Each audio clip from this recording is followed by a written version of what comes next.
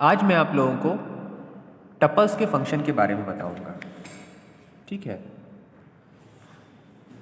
जिस तरह लिस्ट के अपने फंक्शन होते हैं और उनका यूज़ होता है, लिस्ट के फंक्शन हम यूज़ करके उस पे बहुत सारी चीज़ें करते हैं, वैसे टपल्स में भी कुछ इंपॉर्टेंट टाइप के फंक्शन हैं जिनका यूज़ करके जिनका यूज़ किया जाता है। ठीक है। टपल पे वो फंक्शंस अप्लाई होते हैं और उनको यूज़ किया जाता है। तो उसमें से कुछ इंपॉर्टेंट टाइप के फंक्शन आपको बताएंगे जो जनरली यूज़ होते हैं। ऐसे तो बहुत सारे टाइप के होते हैं, लेकिन जो जनरल यूज़ वाले फंक्शन होते हैं तो उनके बारे में आपको बताया जाएगा। सबसे पहला जो मैंने पहले भी आप लोगों को बताया है वीडियोज़ में है लेन फंक्शन। लेन फंक्शन हमारा स्ट्रिंग में भी यूज़ होता है, लेन फंक्शन हमारा लिस्ट में भी यूज़ होता है, लेन फंक्शन हमारा टपल में भी यूज़ होता है। तो लेन फंक्शन का बहुत आसान सा यूज़ है। लेन फंक्शन का काम होता है कि जो भी हमने माना है, जो भी हमने टपल माना है, उस टपल में कितने एलिमेंट हैं, नंबर ऑफ़ एलिमेंट्स पता लगाने के लिए लेन फंक्शन का यूज़ किया जाता है। क्योंकि जब भी प्रोग्रामिंग करिए ना, तो प्रोग्रामिंग में बहुत बार हमको टपल पे वर्क करने के लिए हमको उसकी लेंथ की जानकारी होनी ज़रूरी है। मान लो कोई टपल क्रिएट हो गई है, अब उसमें कई सारे एलिमेंट हैं, तो अब कई सारे एलिमेंट इंटर करते समय नहीं याद रहता है, तो फिर उससे लेन फंक्शन का ये तो जनरल फंक्शन है। मतलब ये जो भी आपको बताएंगे आज इस वीडियो में, वो सारे हमारे जनरल फंक्शन है जो जनरली यूज़ किए जाते हैं। तो अब उसमें लेंथ का फाइंड आउट होना बहुत ज़रूरी होता है। और लिस्ट के केस में भी ऐसा होता है, लिस्ट में भी लेन फंक्शन का बहुत यूज़ है, स्ट्रिंग में भी लेन फंक्शन का बहुत यूज़ है। तो लेन एक कॉमन टाइप का फंक्शन है, तो ये इसका बहुत ज़्यादा यूज़ किया जाता है। तो उसकी लेंथ निकालनी होती है कि कितनी उसमें कितना लेंथ है, मतलब उसमें कितने एलिमेंट हैं। तो एलिमेंट निकालने के लिए इसका यूज़ किया जाता है। अब यहाँ जैसे 4 एलिमेंट, जैसे एक टपल डिफाइन हुआ है T is equal to ACDG, ऐसे हमने अलग अलग कर दिए हैं, कुछ भी हो सकते हैं, ऐसा कोई वो नहीं है। तो ये अल्फ़ाबेट्स हैं, इसमें अलग अलग, ये सारे अलग अलग इसके एलिमेंट्स हैं। जितने भी अल्फ़ाबेट हैं सब अलग अलग हैं और सब इसके एलिमेंट हैं, अलग अलग एलिमेंट हैं। ठीक है। तो ये जो भी एलिमेंट हैं, ये तो इन एलिमेंट पे कितने एलिमेंट हैं ये जानने के लिए लेन का यूज़ करते हैं। देखो, छोटे टपल होंगे, छोटी लिस्ट होगी तो आसान होता है, लेकिन जब भाई बड़ी प्रोग्रामिंग होती है तो बहुत सारी चीज़ें होती हैं और बहुत जगह बहुत कुछ डिफाइन होगा। तो ऐसे केस में उसको करने के लिए थोड़ा सा देखना पड़ता है कि किस तरीके से है। तो इसलिए लेन फंक्शन का बहुत ज़्यादा यूज़ होता है लेंथ निकालने के लिए। और भी मतलब प्रोग्रामिंग में भी लेन का बहुत यूज़ है।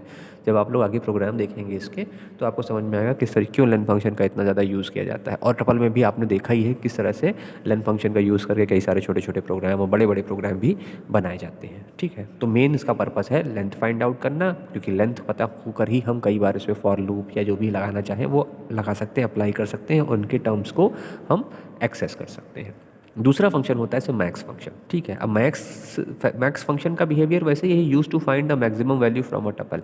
किसी टपल के अंदर जो मैक्सिमम वैल्यू है उसको फाइंड आउट करने के लिए ये काम आता है। ठीक है। मतलब वो वैल्यू कितनी बार है ये मैटर नहीं है, ये मैटर नहीं है। जैसे यहाँ पर देखो एक टपल डिफाइन हुआ है T इज इक्वल टू 10, 20, 30, 40। 30 दो बार है, 40 एक बार है और 5 है उसके बाद। ठीक है। तो यहाँ पर जो हाईएस्ट वैल्यू है इंटीजर है, तो इंटीजर में तो फाइंड आउट करना बड़ा आसान है। इंटीजर है तो अपना पता चल गया कि यहाँ पर हाईएस्ट वैल्यू जो है वो हमारी 40 है। तो हमारा जो मैक्स टी जब हम अप्लाई करेंगे तो हमारा आंसर आएगा 40। लेकिन अगर यहाँ पर होते अल्फ़ाबेट, अगर यहाँ पर अल्फ़ाबेट होते तो के केस में कहानी थोड़ी सी दिक्कत करने लगती है। ठीक है। अब दिखाते हैं कैसे है।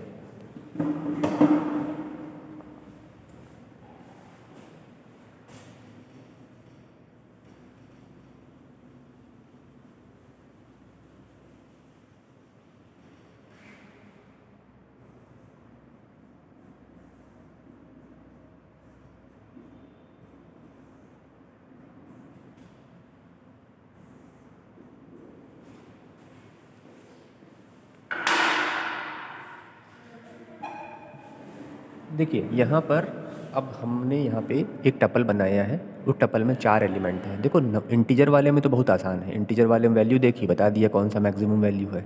ठीक है। तो ये यहाँ पर 32 बार जो मतलब इससे पहले वाला एग्जाम्पल तो में 32 बार इसलिए दिखाया गया था जिससे आप ये ना समझे कि वो नंबर ऑफ टपल्स की बात कर रहा है कि एक ही टपल कितनी बार है। यहाँ मैक्सिमम का मतलब मैक्सिमम वैल्यू से है। ठीक है।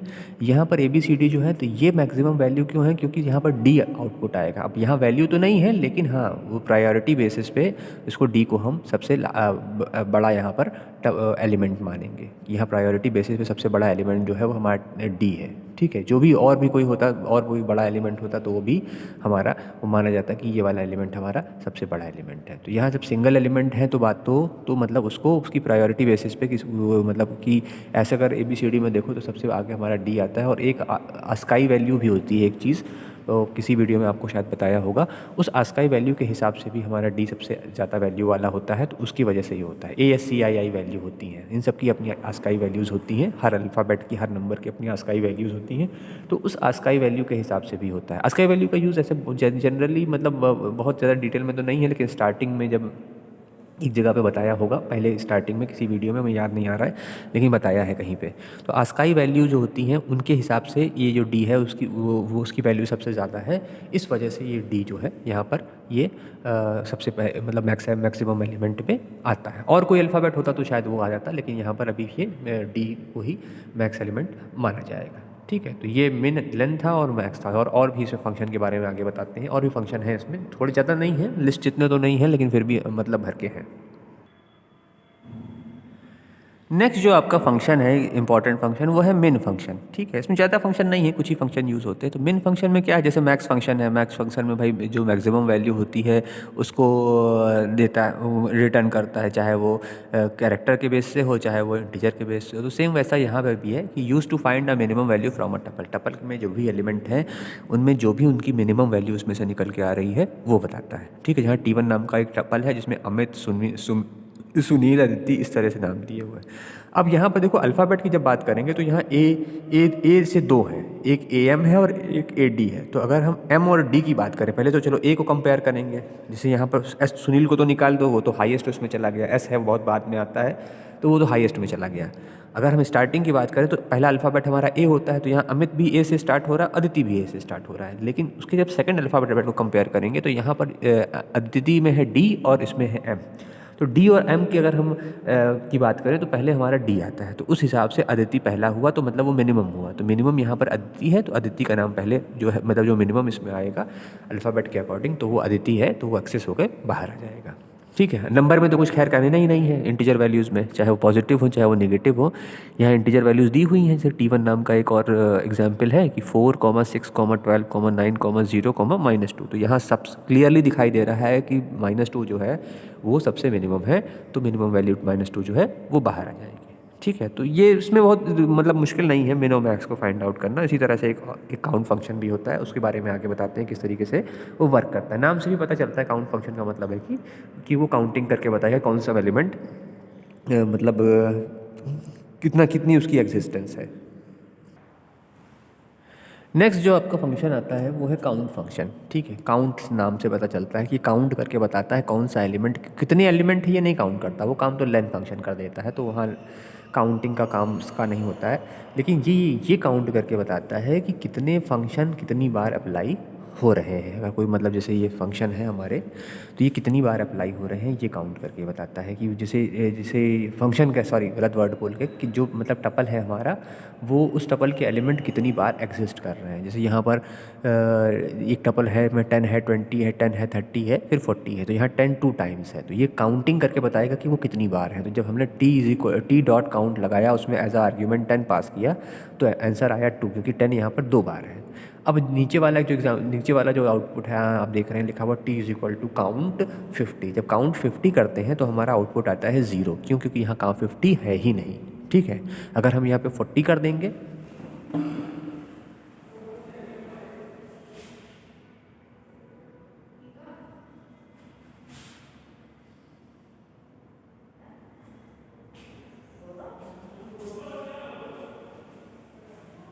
यहाँ पे मान लो अगर हमने 40 कर दिया कि 40 की काउंटिंग बताएं कि 40 कितनी बार है, तो 40 का काउंट हमारा 1 आता है, एक ही बार 40 की काउंटिंग हुई है। 30 भी अगर हम इसी में रखते हैं तो उसकी काउंटिंग एक ही बार है। तो ये काउंट करके बताता है कि उस टपल में कितने एलिमेंट कितनी बार है। ठीक है, इंटीजर के कोई भी हो, तो कैरेक्टर होगा तो कैरेक्टर में भी कर लेगा। जैसे ABCD है तो मान लो A 2 बार है तो 2 हो जाएगा, या कोई कैरेक्टर में भी इजीली हो जाएगा, कोई ऐसे मुश्किल नहीं है। ए अगर मान लो ABCD करके इस तरह हमने अलग अलग एलिमेंट बनाए हैं, तो A अगर 2 बार है तो उसका काउंट 2 आएगा। Z मान लो एक ही बार है तो उसका काउंट 1 आएगा। अगर उस टपल में एग्जिस्ट करता है, मान लो उस टपल के अंदर Y नहीं एग्जिस्ट करता है, तो हम काउंट Y करेंगे तो वो 0 आएगा। तो इस तरीके से ये काउंट फंक्शन काम करता है।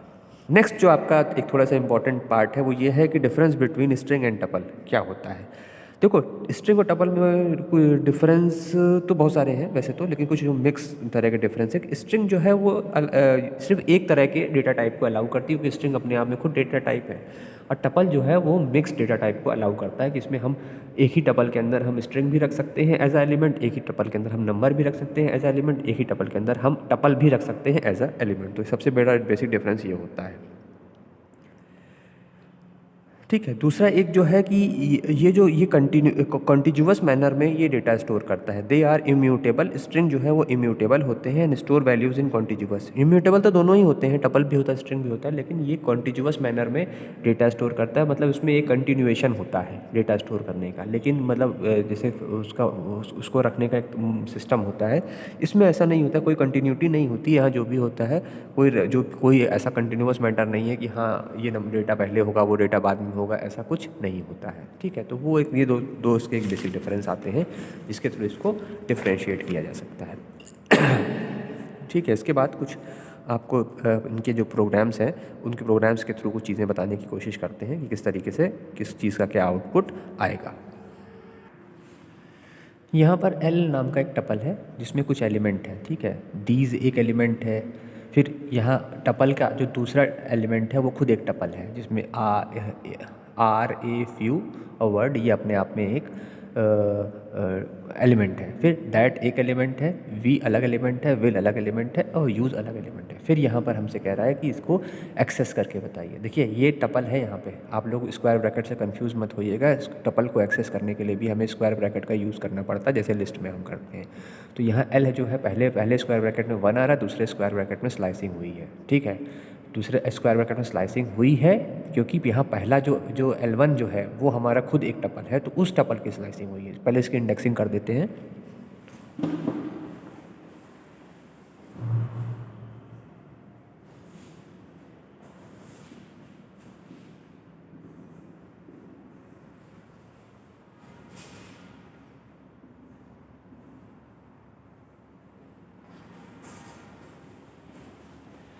यहाँ पर अगर ये टपल का एलिमेंट टपल ना होता तो शायद आउटपुट एरर आता।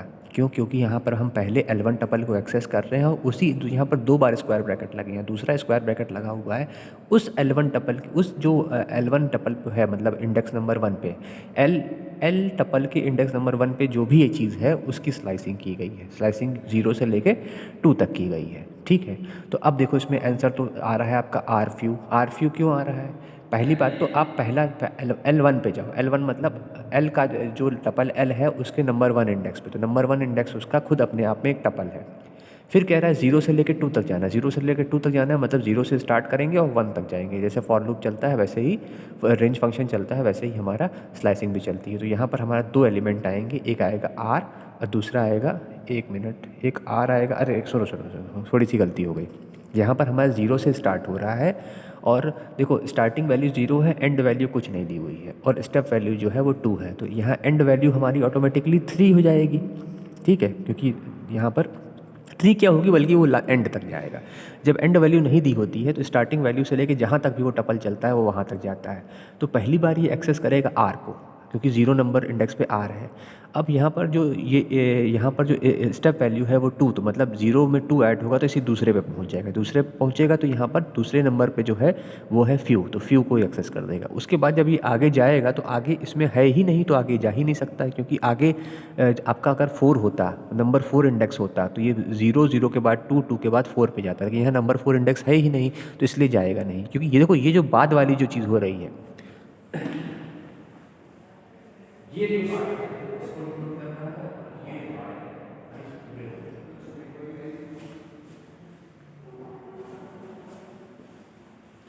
यहाँ पर जो L1 जो है वो लिस्ट टपल L के फर्स्ट एलिमेंट को डिनोट कर रहा है जो इंडेक्स नंबर 1 पे है, और ये जो स्लाइसिंग है ये इंडेक्स नंबर 1 पे जो भी चीज़ है उसकी स्लाइसिंग हुई है। ठीक है, इसमें आप कंफ्यूज ना हो, समझ के थोड़ा ये आसान सा है, इजी, मुझसे डिफिकल्ट नहीं है।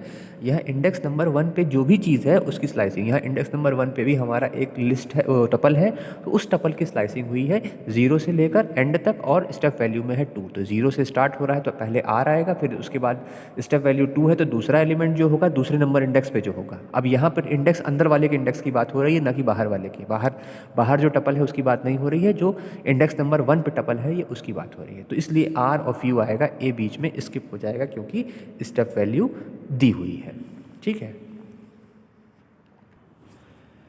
नेक्स्ट जो आपको आउटपुट बताना है वो ये है कि देखो यहाँ पर एक नेक्स्ट है कि ए, जो ये ए है वो इन L10, जो ए है सिंगल ए जो एक कैरेक्टर है वो क्या एल में है और 0 नंबर पे है या नहीं, ये हमको पता लगाना है। जब इन लग जाता है तो आंसर हमारा ट्रू और फॉल्स में आता है। ठीक है, इन कीवर्ड का यूज़ हुआ है। तो यहाँ पहले हम L1 पे जाएंगे, L1 पे जाएंगे तो L1 पे हमारी एक टपल है। ठीक है, अब उस टपल के हम 0, यहाँ जो पहला 1 है वो L1 के फर्स्ट इंडेक्स की बात कर रहा है, और जो दूसरा 0 जो है वो उस फर्स्ट इंडेक्स पे जो 0 नंबर इंडेक्स है उसकी बात कर रहा है। ठीक है, 0 नंबर, 0 नहीं, थोड़ा सा गलत हो रहा है, ए 1 पे कहाँ है, 1, दोनों में 1 होना चाहिए फिर तो। L1 का 0 है तो थोड़ा आउटपुट हमको लग रहा है ये गलत है, क्योंकि L1 के 0 पे नहीं है, L1 के 1 पे होगा, थोड़ा सा करेक्ट करना पड़ेगा।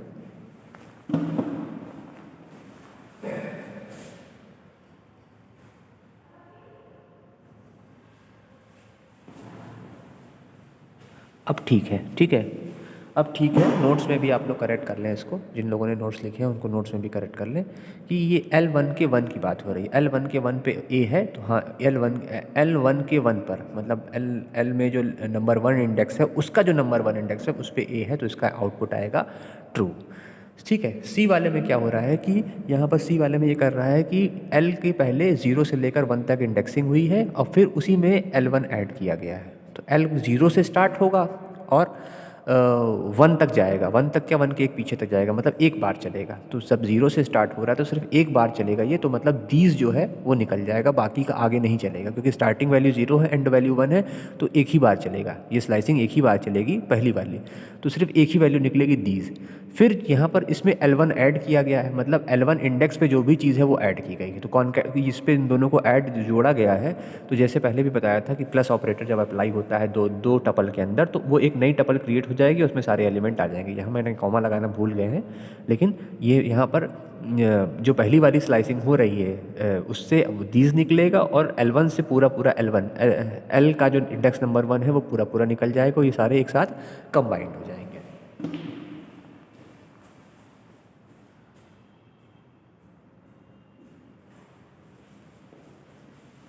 ठीक है, अब ये सही है बिल्कुल। इसके आगे का और बताते हैं।